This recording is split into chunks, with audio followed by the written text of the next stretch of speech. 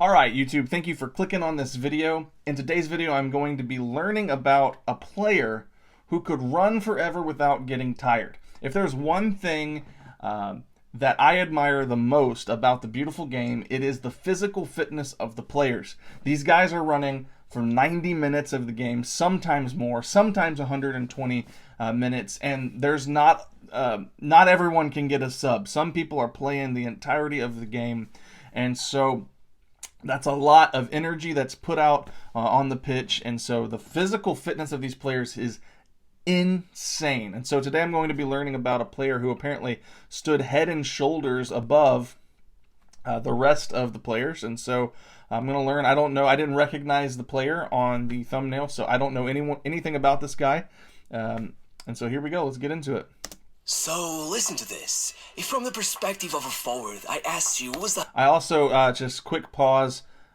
Apologies for the sound quality. I'm having some technical problems this month, so sorry for that. We're going to have to use room audio. If that bothers you, my bad. Check out some of my other videos, much better quality, but I'm going to have to go with it for now.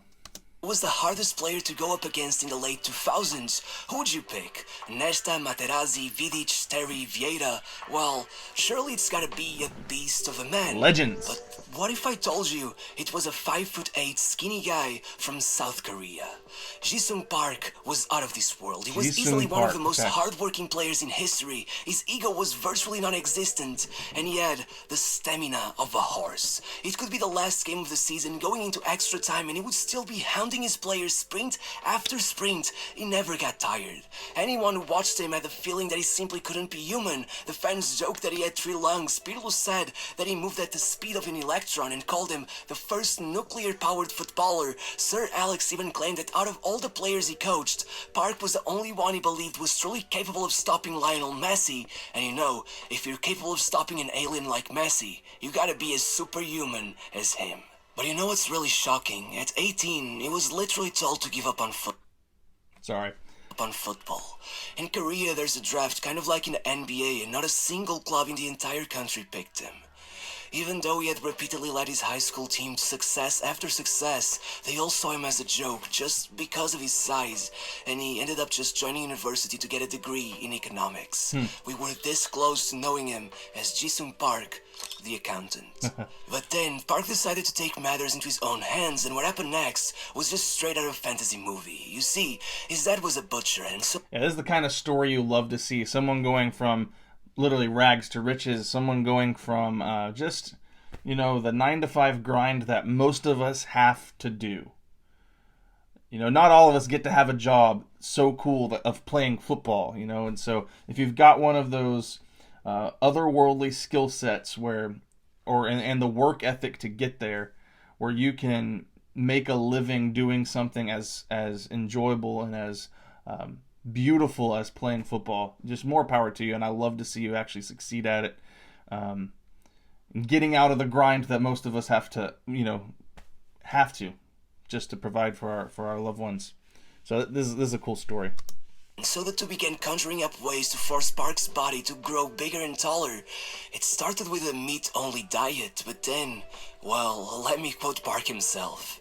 Some of the things my dad would give me tasted horrible. Some of it smelled deadly, undrinkable. At times, I didn't know what it was, but I know I ate frogs, antlers, even deer's blood. If he said it was good for my body, I would eat it. Sometimes I'd throw up, but keep eating. My desire to play football was bigger than my distaste for the food. I'm not even gonna lie to you, the first time I read this, I thought it was fake news, but then I found actual interviews of him talking about it in Korean websites, and well, I don't even know what to say, but supposedly Park claims he grew an extra 7 centimeters over that period, and that's no joke. Regardless, what was the point in all of this if no club had picked him in the drafts? Well, Park got really lucky. You see, the Olympic Games were coming up, and with the under-23s needing to get some practice, a friendly match was set up precisely between them and Park's university football team. And in one of the most unbelievable turns of events I've ever seen, the national team coach was so impressed with Park that not only did he call him up for the Olympics, but after they were knocked out despite winning 2 out of their 3 group stage games, he called him up for the actual Asian Cup qualifiers. Park debuted for the actual national team before he even signed his first professional contract. Wow. But obviously, as you might imagine, after this, he had no problem finding a team. In fact, he even got interest from across the sea, becoming one of the first Koreans to play in Japan, joining legendary Kazumi Yuta at Kyoto Sanga. But really, it wasn't all good news. Not only did Kyoto Sanga get relegated in his first season there, but the manager that had called him up for the national team got sacked, and suddenly, it seemed like his 15 minutes of fame were over. But really, that sacking was a blessing in disguise, because the man... Kind of reminds me of, I'm blanking on the name now. The Chinese basketball player who played here in the state, Jeremy Lin. Jeremy Lin, he came in and there was Lin sanity for like this short period of time, and he was the best player in the world for like a very short period of time, and then kind of faded out. And he was always a good player from then on out, but you kind of thought, man, his 15 minutes of fame are over. Like that was a really wild short ride, but it was fun while it lasted. But it looks like this young man's going to have quite a career. So I'm not going to try to compare him to someone like Jeremy Lin, but that's kind of how that reminded me. That's what that reminded me of. The manager that took over was Gus Hiddink, and with Park knowing not only that he had to impress him in order to keep his place on the national team, but also that he could one day be his ticket to Europe, once he called him up for a couple of friendlies against England and France, Park left everything on the pitch, scoring in both matches and quickly earning Hiddink's respect. Suddenly, despite his age, despite playing the second tier, there was no problem anymore. Park was the first name on the team sheet every time, and after that, his timing was just excellent. You see, as 2002 arrived, he got the opportunity of a lifetime. The World Cup would be set in Japan and South Korea. The entire world would have their eyes on the hosts, and to make it all better, the two domestic leagues would stop for 3 months so that the national teams could have more time to prepare for the World Cup. Look, obviously the 2002 World Cup was notoriously one of the most corrupt in history, and many believe that South Korea's success was in great part due to all of that corruption. But leaving that aside for a moment, their run was absurd. Now, see, I hadn't heard anything about the corruption of 2002. Someone's going to have to enlighten me in the comments. And I'm going to do my research and dig into it once I have free time, because I'm freaking in class all the time. But once I have some free time, I want to dig into the 2002 World Cup. From the only thing I know about it is I believe that the United States had a good team that year, and they went pretty far. But I don't know much other than that. That team, I think that was Clint Dempsey and what's his name? Tall blonde guy. I know his name. I can't remember it for the life of me. You guys let me know. Roast me in the comments. A 2-0 win against Poland in the opening match was already more than anyone was expecting from them. Add to that a draw against the United States and a win against Portugal's golden generation, with Park not only scoring the only goal of the game but making it an absolute beauty of a half volley.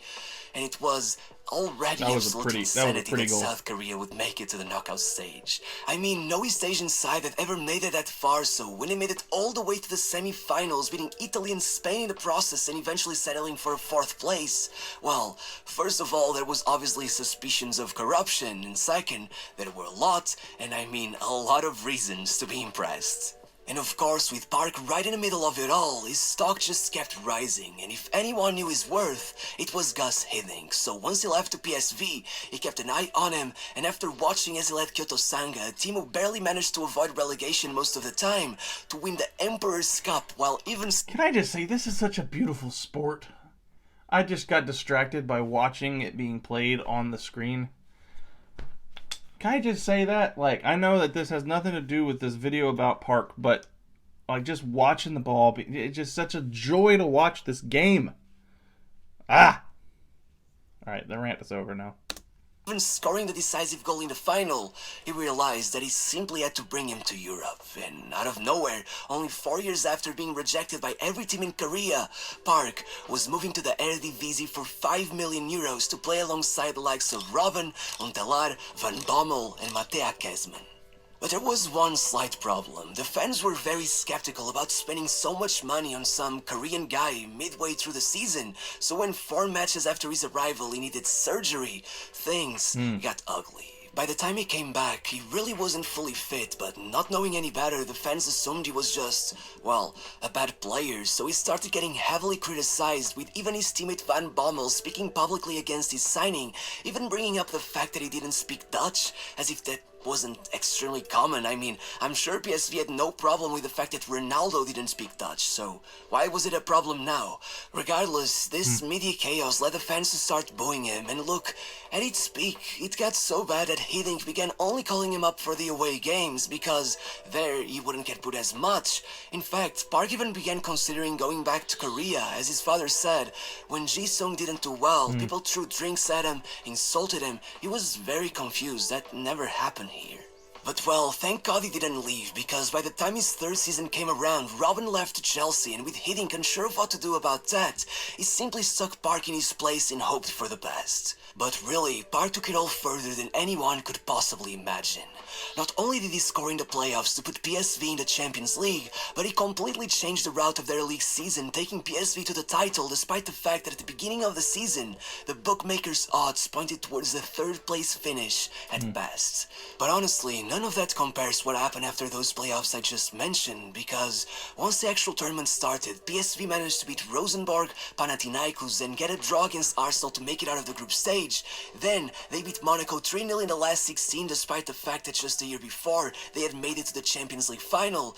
Then they took down Lyon as well, a team that had everyone from Juninho, Essiam, Aloda, Abidal, and Ben Arfa, finally meeting the great AC Milan in the semi-finals with Park, scoring the opening goal in the second leg, ending a streak that saw Dida go over 10 hours of playing time without conceding a goal, as the match ended in a 3-goal draw on aggregate, which unfortunately saw AC Milan make it to the final on away goals.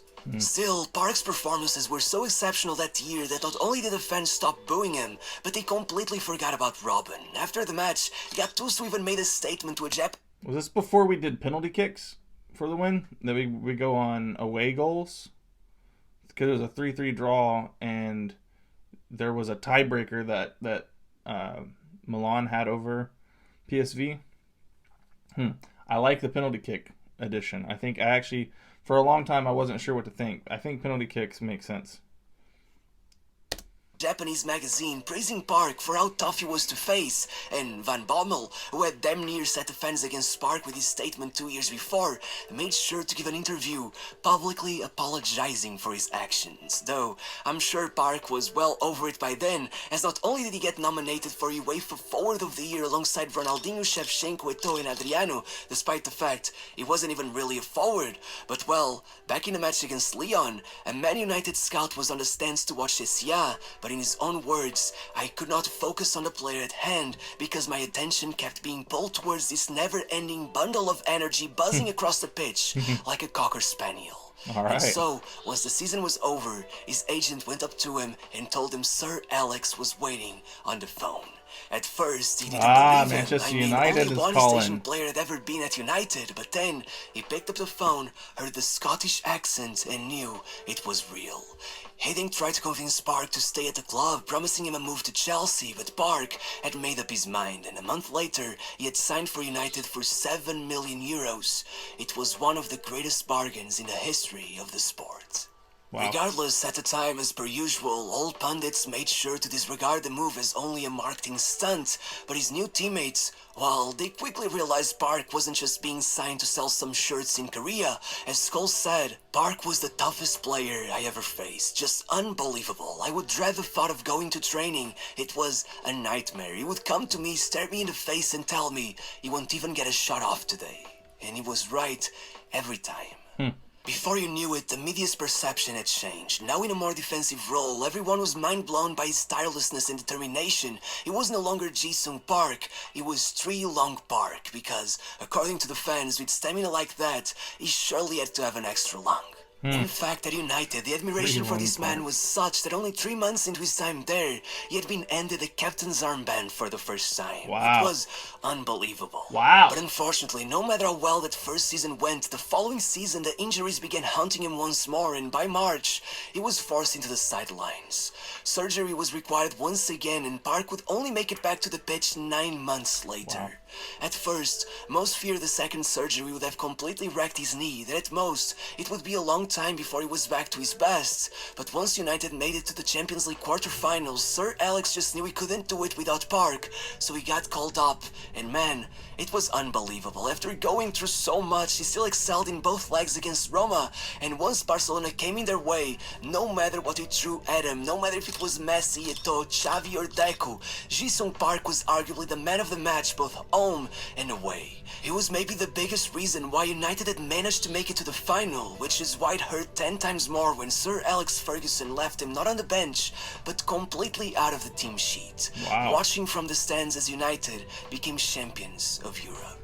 Once asked about it, Park has always kept his composure, saying only, "The team won, so I'm happy. It's frustrating not to play, but there will be other opportunities."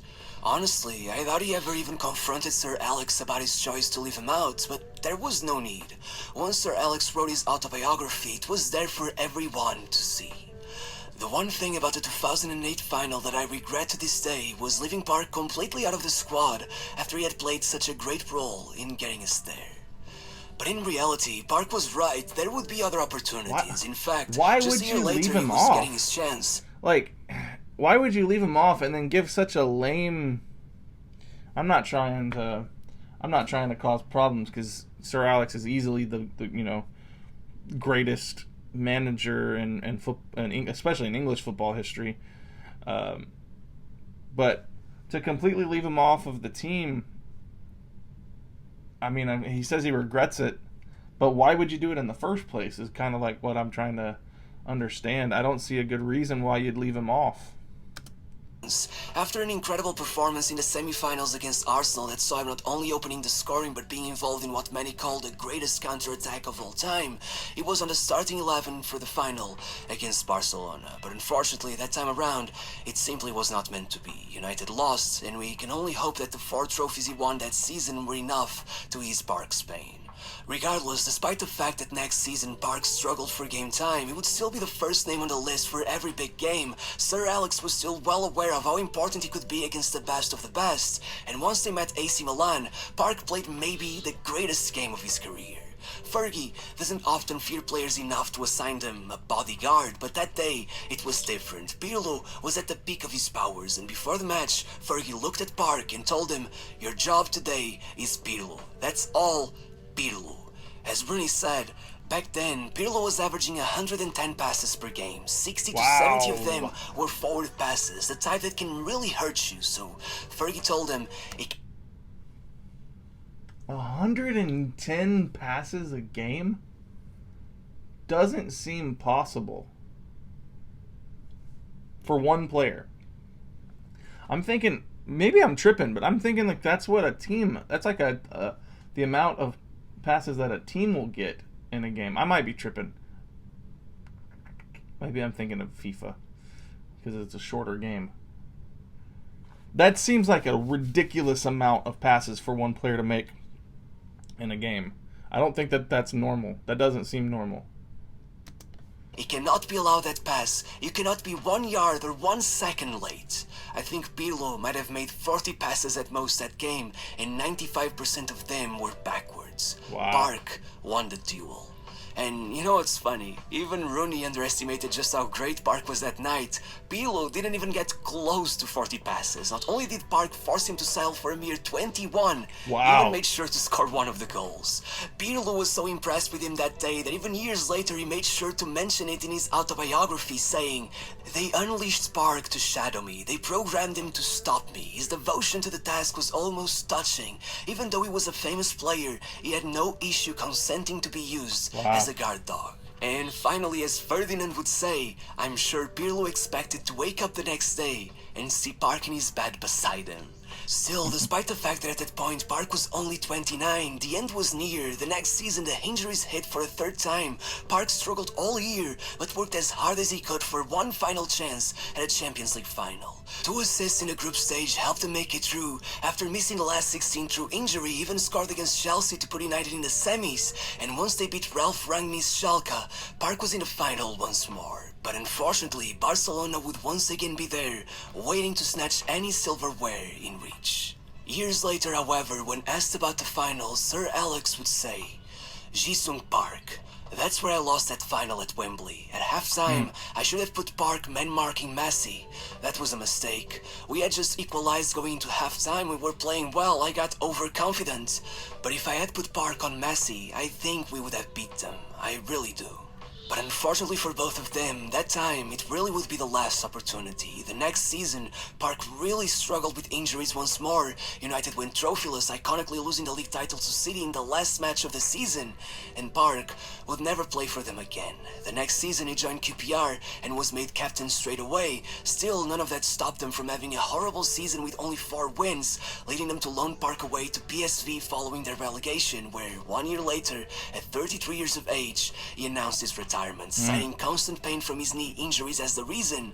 And that day, the world of football stood up for this tiny South Korean who had made it to 3 Champions League finals, won 19 trophies, and even managed a 4th place finish at a World Cup. He was undoubtedly the most successful East Asian player of all.